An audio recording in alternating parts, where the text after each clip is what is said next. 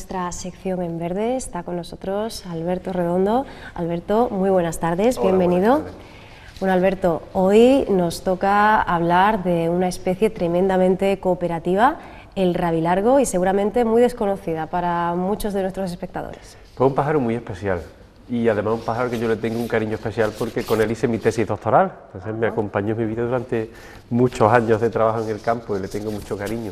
Es un pájaro muy curioso, yo creo que vamos a sorprender un poco a los espectadores contando las curiosidades de este córvido, que muchos lo habrán visto, a lo mejor lo conocen como mojino, como rabú en algunas zonas de Andalucía, y menos por su nombre de rabilargo, pero que todo el mundo lo ha visto alguna vez, bueno, mucha gente, la gente de campo sí que lo ha visto, ¿no? Un córvido parecido a una urraca pero azul y muy llamativo, ¿no? Muy escandaloso, siempre en grupos, y ahora vamos a ver que hace cosas pero que muy curiosas. Todo un ejemplo, como decíamos, de cría cooperativa en la 11ª entrega ya de la serie Descubriendo el comportamiento animal. Nosotros seguimos a nuestro ritmo, Alberto, pero tú tampoco te paras. Pues no, acabo de volver de Pirineos ahora de grabar Quebrantahuesos para un nuevo capítulo y bueno, ya están en televisión la nueva temporada con otros 5 capítulos nuevos que rodé el año pasado y bueno, ya casi 30, o sea, poquito a poco vamos aumentando. Muy bien, bueno, pues vamos a marcar, como siempre hacemos, un poquito cuáles son esas condiciones en la preparación de este documental, de esta nueva entrega, el destino de nuestra ruta a señalar en el GPS, pues orientado hasta el sureste de la península, porque fundamentalmente nos los encontramos en Zafra, en Badajoz, en el Parque Reserva Natural de Berlanga, aunque también algún ejemplar en Asturias, ¿no? Sí, bueno, están extendidos por muchos más sitios. En realidad toda Sierra Morena tiene una población importante de rabilargo y llegan hasta prácticamente la ciudad de Córdoba. Sí, efectivamente, a los últimos estudios ya claro, a la espalda de nuestro campus de Rabanales, pues tenemos una colonia fantástica con la que seguimos trabajando. Así que está bastante extendido por todo el sureste y vamos, casi toda la península. Bueno, pues como decíamos, a través del propio nombre de este córvido del género Cyanopica y orden Passeriformes, tanto en español como en inglés, Alberto, hemos tratado de describir el aspecto y la morfología de esta urraca de alas de azur, ¿no? Así podríamos traducir cómo denominan los ingleses a esta especie. Sí. Bueno, la forma de este córvido es parecida a la de la urraca, tiene una cola bastante larga y lo más llamativo es el color azul que tiene en las alas y en la cola. Y luego tiene la cabeza negra, el pecho es color ocre. La verdad es que es un pájaro muy bonito, muy llamativo y cuanto más lo conoces, pues más te atrae, porque no es solo bello por fuera, sino que su comportamiento es espectacular. Y bueno, podemos hablar incluso de que todavía hoy se sigue investigando sobre esta especie y sobre la mesa pues esa propuesta de algunos investigadores que bueno, proponen la creación de una nueva especie para la población ibérica, ¿no? Sí, la verdad es que es muy curioso cómo se distribuye este animal en el mundo, porque tiene lo que se llama una distribución disyunta, tiene 2 áreas de distribución muy separadas, lo encontramos en España y también en Japón y el este de China. Claro, unas poblaciones tan separadas, pues como es natural, han dado pues, pie a unas diferencias importantes que hasta ahora se venían reconociendo como subespecies diferentes. Había bastantes subespecies en el este asiático y bueno, que diferenciaban la población española y parece ser que, bueno, desde el punto de vista genético se puede considerar una especie diferente. Una especie óptima para estudiar la ecología del comportamiento y la biología evolutiva, como lo hacen los doctores Carlos de la Cruz Solís y Juliana Valencia, que son hoy nuestros expertos, los que nos guían hacia este, una vez más, apasionante universo de la biota, de la naturaleza. Pues sí, la verdad que estos investigadores, tanto Carlos de la Cruz como Juliana, tienen muchos trabajos sobre esta especie y sobre todo ellos se han dedicado a estudiar el aspecto de cría cooperativa, tan interesante de esta y algunas otras especies, pero de las que nos rodean quizás esta sea la más llamativa.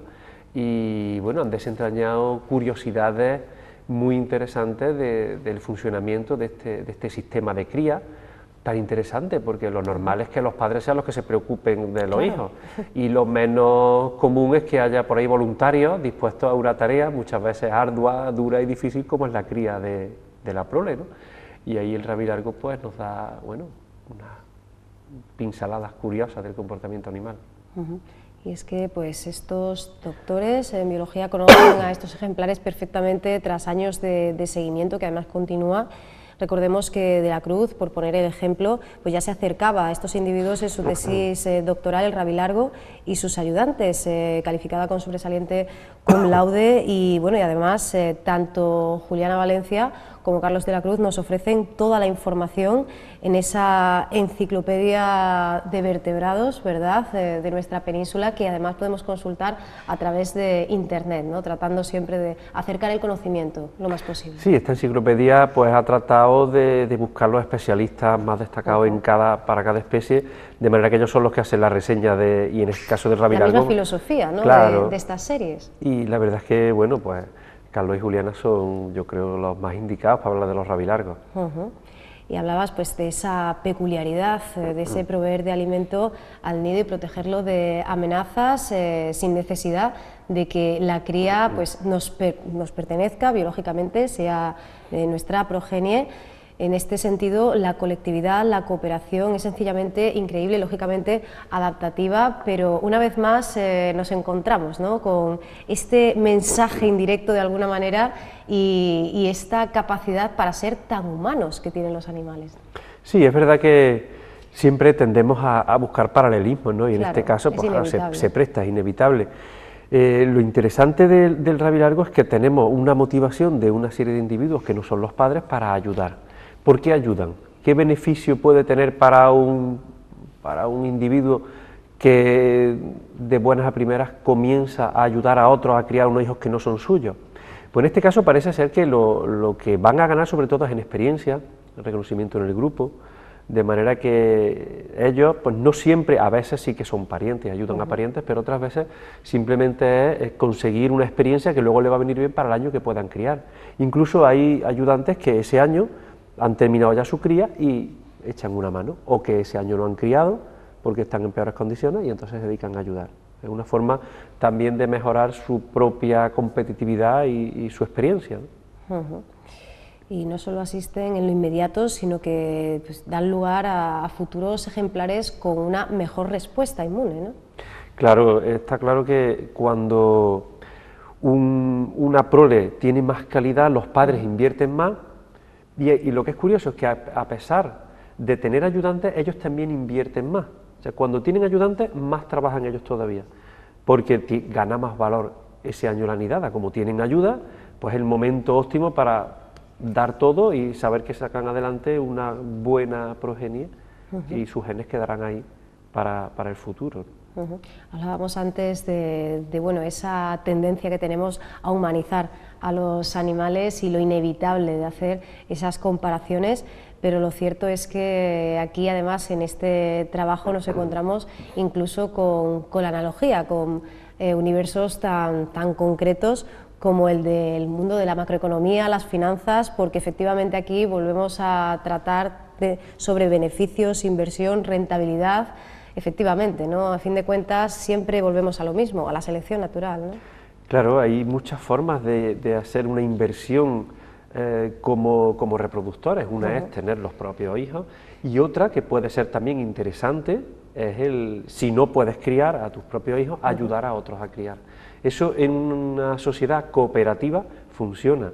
Y bueno, la verdad que podemos hacer paralelismos interesantes con la especie humana. Colaborar también es bueno en una sociedad como la nuestra y se obtienen beneficios no directos, pero sí que muchas veces pues, muy interesantes, ¿no?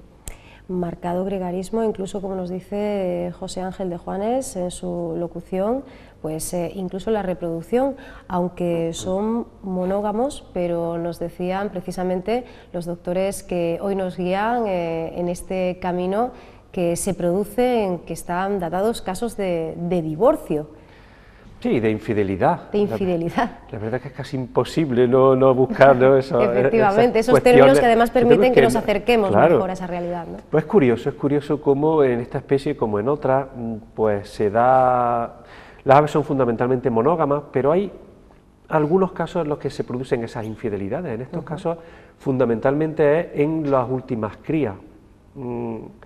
Los padres pueden ser los dos progenitores, los dos padres, de parte de los pollos que hay ahí, pero no de todos, con lo cual suelen ser los más pequeños los que son frutos de alguna infidelidad y de, bueno, hay un despiste en la pareja, y la hembra tiene, digamos, un seguro, en el sentido de que tiene una cría que no tiene los genes de su pareja, pero tiene un poco de diversidad de otra pareja, y el macho también a su vez tiene alguna cría en otro nido, de forma que si se comen ese nido, los depredadores, que además es una cosa muy frecuente, más de la mitad de los nidos se lo acaban comiendo algún tipo de depredador, bueno, pues tiene algún hijo que está en otro nido. Pero claro, como hace falta estar de acuerdo para poder criar los pollos, para poder invertir en ellos, si la infidelidad es demasiado grande, ya el vínculo de la pareja se pierde y eso repercute en que al final no tengan éxito, con lo cual parece ser que en los rabilargos se ha quedado como estable una pequeña infidelidad residual en algunos pollos más pequeños de las nidadas. Pues seguimos conociendo a esta especie y, bueno, como siempre te preguntamos por la convivencia, sobre todo durante el rodaje, porque nuevamente asistimos a imágenes muy cercanas, hermosísimas, además con ese cromatismo tan peculiar en el plumaje, que si bien es verdad que no encontramos diferencias en este caso entre machos y hembras, entre sexos, sí que es cierto que, bueno, siempre, aunque concretamente estos ejemplares, esta especie, está acostumbrada a la presencia del hombre, no debe ser fácil, ¿no?, ubicar ese objetivo y además que, bueno, pues pillarlos infraganti, ¿no? En este caso la verdad es que lo tenía relativamente fácil porque, como te digo, la tesis doctoral mía trató sobre esta especie y además la hice filmando los nidos, con lo cual pues desarrollé incluso un sistema para grabarlos que en su día pues fue objeto de una publicación científica, con lo cual casi que me inicié en las filmaciones de naturaleza con esta especie y digamos que ya le tenía pilladas las vueltas. Y además en los créditos te podemos ver incluso tapado, ¿no?, con una porque manta. Por un lado tenemos unas grabaciones que están hechas a cierta distancia del nido, con una red de camuflaje en un hide, en un escondite para que no me vean, pero luego también desarrollé un sistema para colocar las cámaras en el nido camufladas y poder grabar desde cerca los nidos cuando llegan los padres a dar de comer. De hecho, bueno, mi trabajo era ese, ver cómo reparten el alimento los padres, que es también un tema apasionante entre los diferentes elementos de la nidada y por cuál se deciden.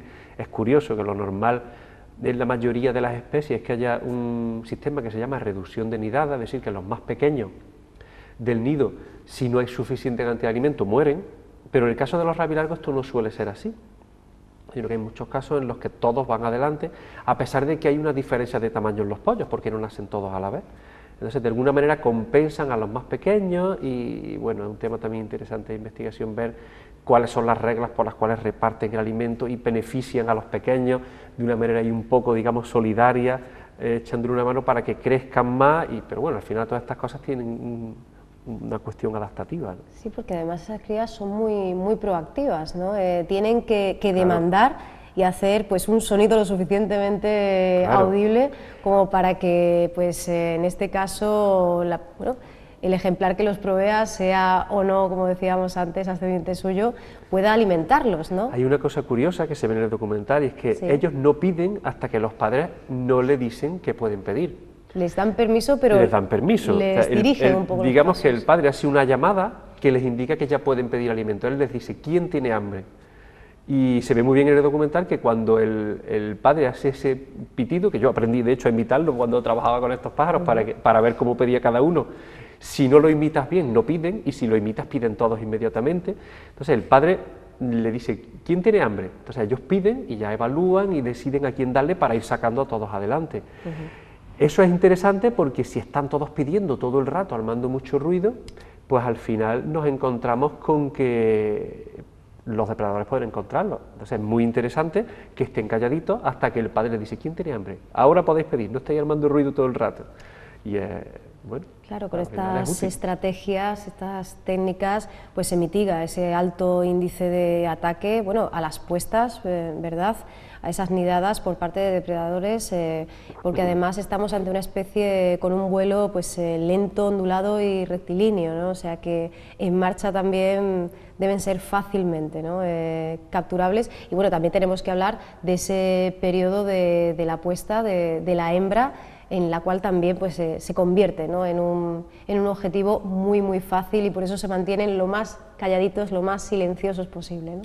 Esta especie tiene, bueno, cada especie se busca, la evolución ha buscado unas técnicas para defenderse ante los depredadores, y esta especie es curioso ese color tan llamativo. Si se los comentan todos los depredadores, porque no son de un color de camuflaje que no los vea nadie, pero ellos tienen sus técnicas para defenderse y están basadas fundamentalmente en el grupo. Por eso es importante también estar dispuesto a echar una mano cuando hay que criar, porque luego te van a echar una mano a ti para que no te coman.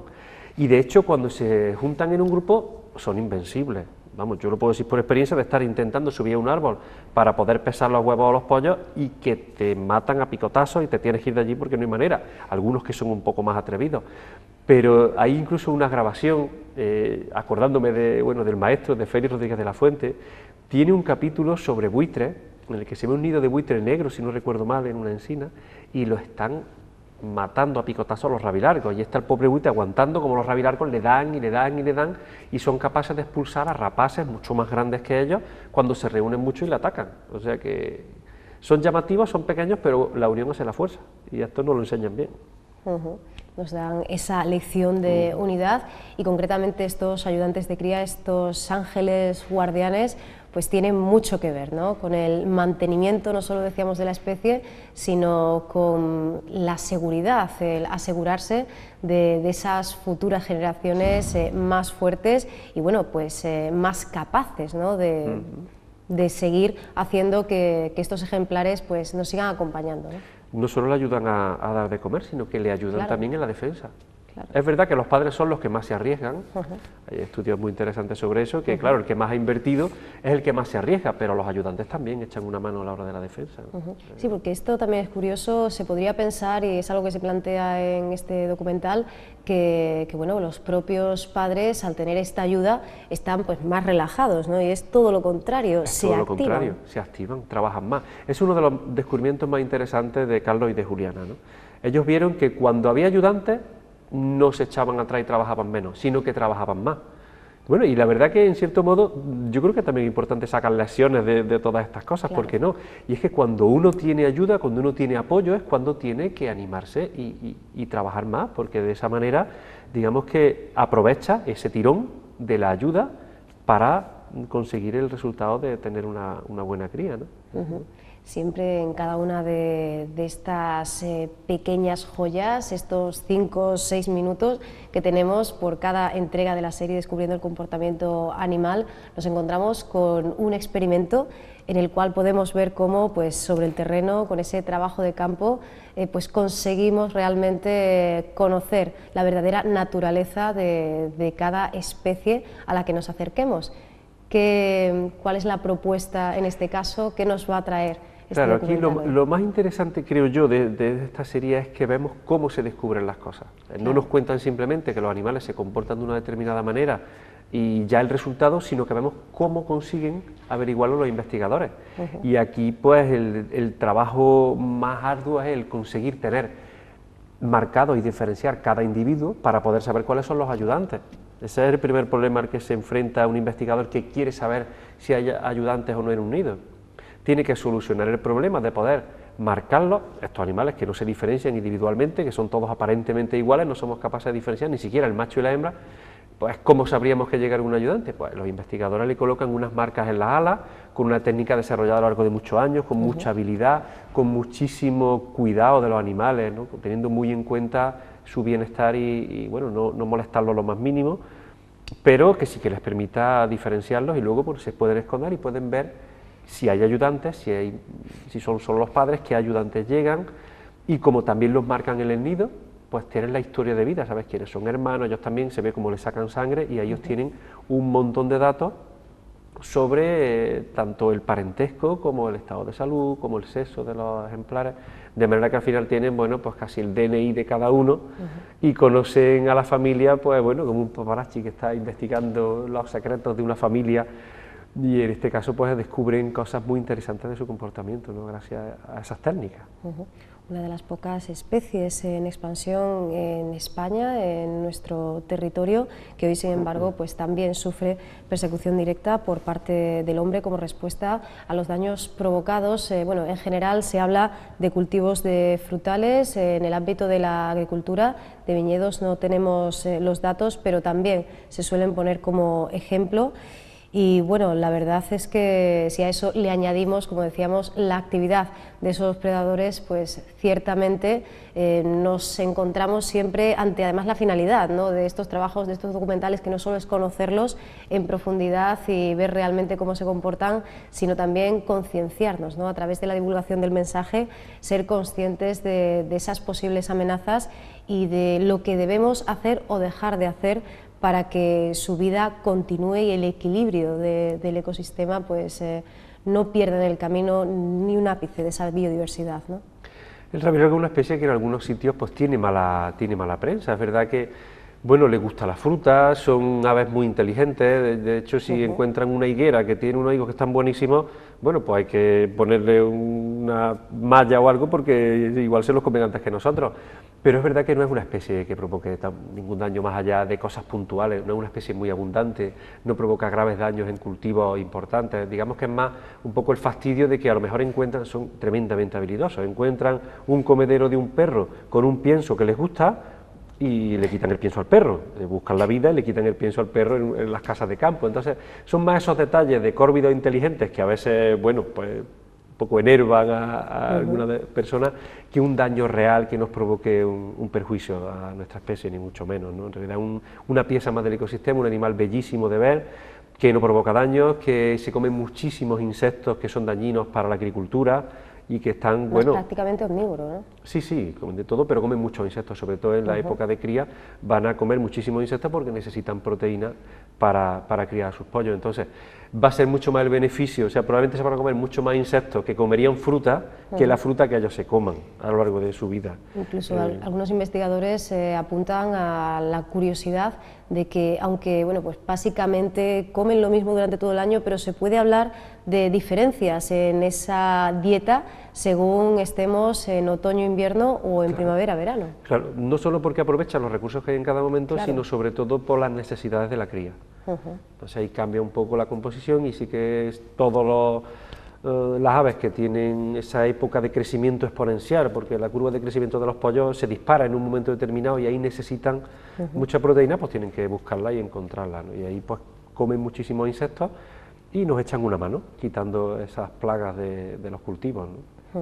Bueno, pues conocemos una de las 115 especies que componen la familia de los córvidos, como decíamos, con esa silueta similar a la de la urraca, sin esa diferenciación entre sexos, pero efectivamente ya solo la propia instantánea, el fotograma es absolutamente impresionante, además en un trabajo, una vez más, con unas imágenes bellísimas y como siempre controlando, ¿no?, en qué momento del día colocamos ese objetivo ahí, ¿no?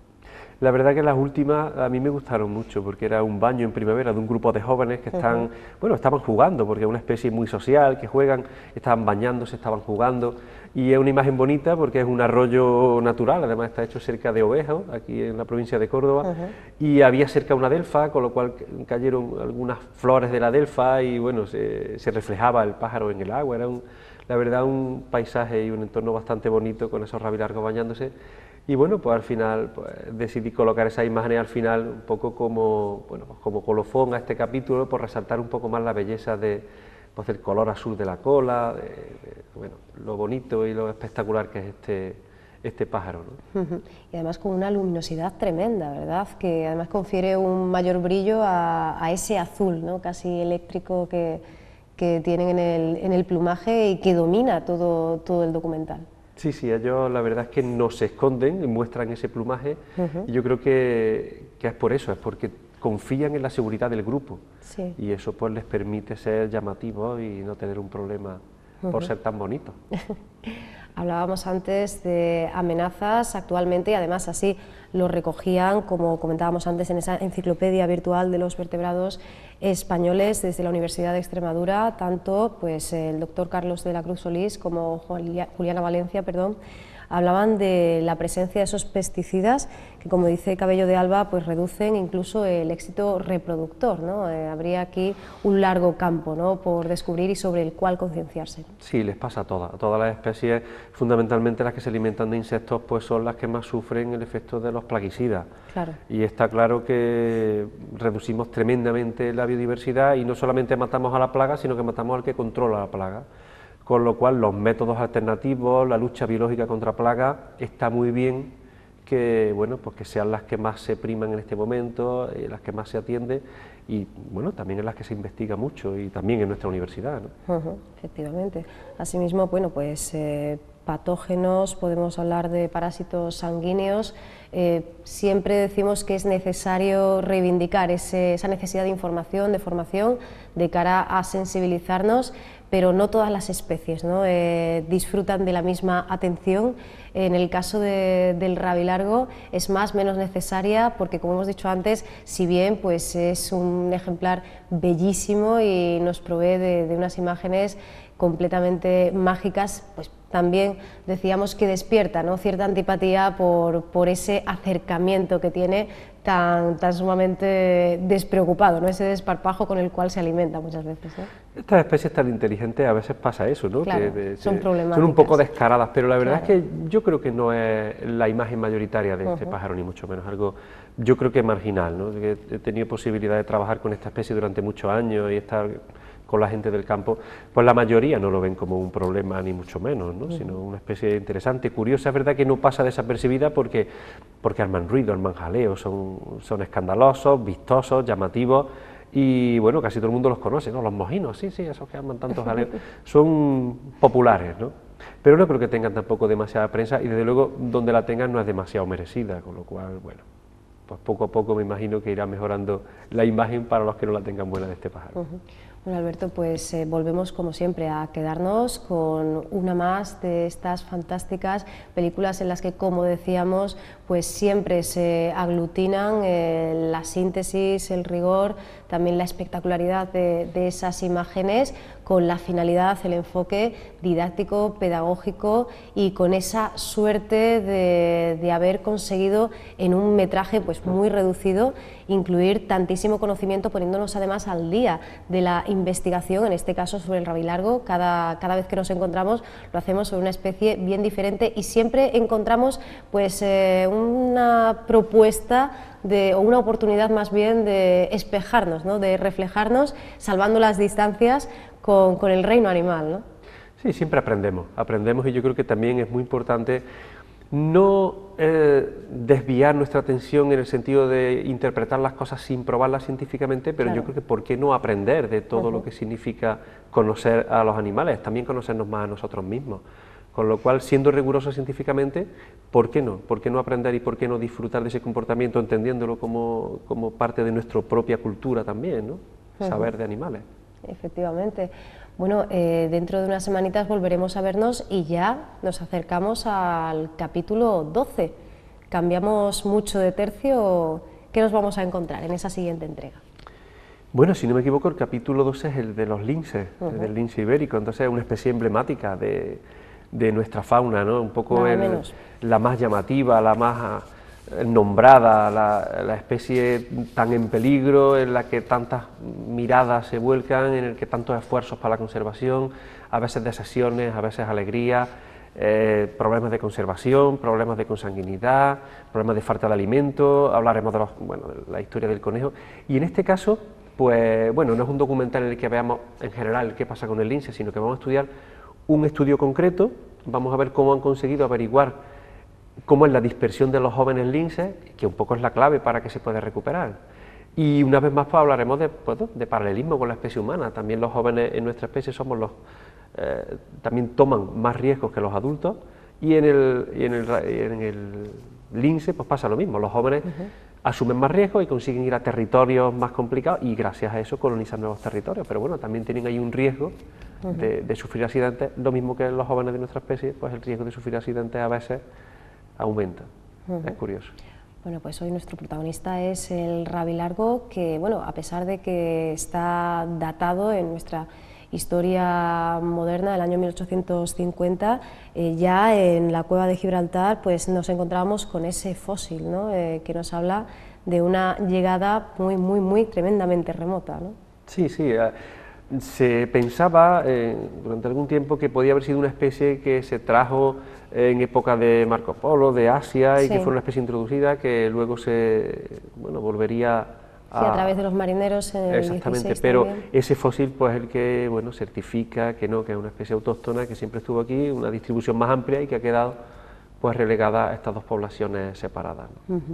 Bueno, pues vamos a quedarnos ya sin más dilación con esa nueva entrega dentro de Descubriendo el comportamiento animal.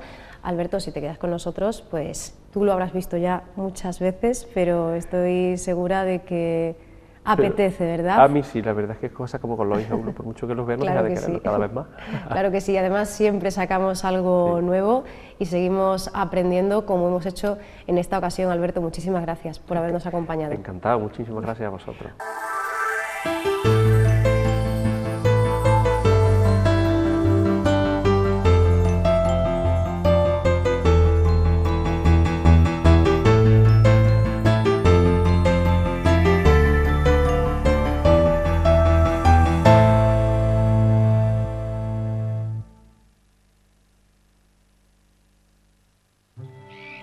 Ayudantes de cría. En el suroeste de la península ibérica vive un ave que solo se encuentra aquí y en el este de Asia, el rabilargo. Es probable que los períodos glaciales de los últimos 500.000 años hayan conseguido extinguirlo de la mayor parte del continente euroasiático, quedando solo en los dos extremos de su área de distribución original. El rabilargo es un ave muy social. Viven en bandos donde establecen complejas relaciones, no solo entre familias, sino también algo así como las pandillas de amigos en los humanos. A la hora de reproducirse lo hacen en colonias. Tanto el macho como la hembra cuidan y alimentan a sus polluelos. Al acercarse al nido dan un aviso a los pollos para que pidan. Es algo así como ¿quién quiere? Solo entonces los pollos gritan «¡Dame a mí, a mí, a mí, a mí, a mí!».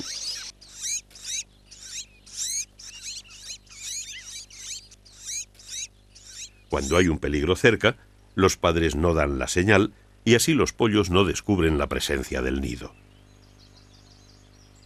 Pero en esta tarea de los rabilargos alimentando a sus pollos, ocurre algo aún más sorprendente. En ocasiones, otros individuos diferentes de la pareja reproductora también aportan comida al nido y ayudan a defenderlo de los depredadores. Los ayudantes normalmente son machos, tanto jóvenes como adultos. Algunos de ellos colaboran desde el principio de la estación reproductora sin llegar a criar por ellos mismos.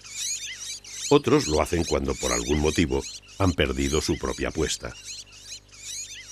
A veces, varios ayudantes se unen a una misma pareja reproductora, contribuyendo considerablemente a la agotadora tarea de sacar adelante a los pollos. El doctor Carlos de la Cruz y la doctora Juliana Valencia estudian el comportamiento de los rabilargos en una colonia de cría en Badajoz. Aquí, la mayor parte de los individuos están marcados y han sido seguidos durante varios años.